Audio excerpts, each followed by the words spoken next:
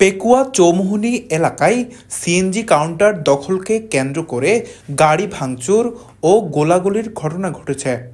শুক্রবার বিকেলে এই ঘটনায় এক নারী পথচারী এবং শ্রমিকসহ 10 জন মতো আহত হয়েছে। তার মধ্যে 6 জন গুলিবিদ্ধ হয়। এই ঘটনার পর তাৎক্ষণিক প্রতিক্রিয়া জানিয়ে দখলবাজদের বিরুদ্ধে মিছিল করে শ্রমিকেরা।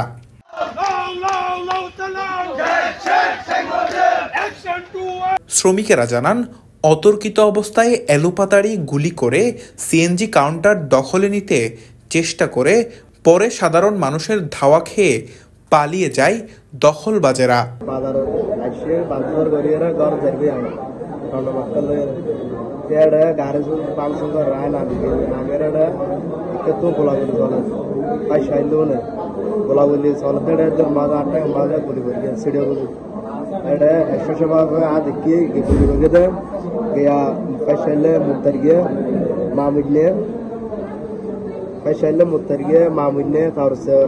সিরাজের ভাই গো 7 জন বলে হয় ইতারা আর গো গিয়া আমিনার ভাই মামিনার দেখি গুরুরে রানা সামনে সিঙ্গি গিয়া হয় তাহলে আরো যত বাজার দিই একদম মাঝে সাথে বাজারের বিড়ি আছে সাথে বিড়ি সাথে আর তো বিজের গোড়া দিয়ে দুই সাথে সরাসরি গুলি করা শুরু করে এই দুই নামন তারপরে বারাক তারপরে নাসির এই 4 জনের হাতে মাঝে গুলি দেখে অস্ত্র রেখে সরকার গাড়া এখানে গুলি আর ওরা পাবলিক আছে পাবলিক গুলো তো গুলি হয় এটা আয় বাংলাদেশি মাহবুব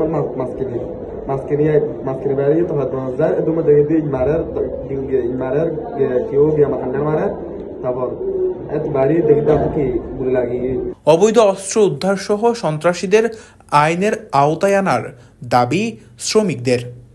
নিউজ ডেস্ক, TTN।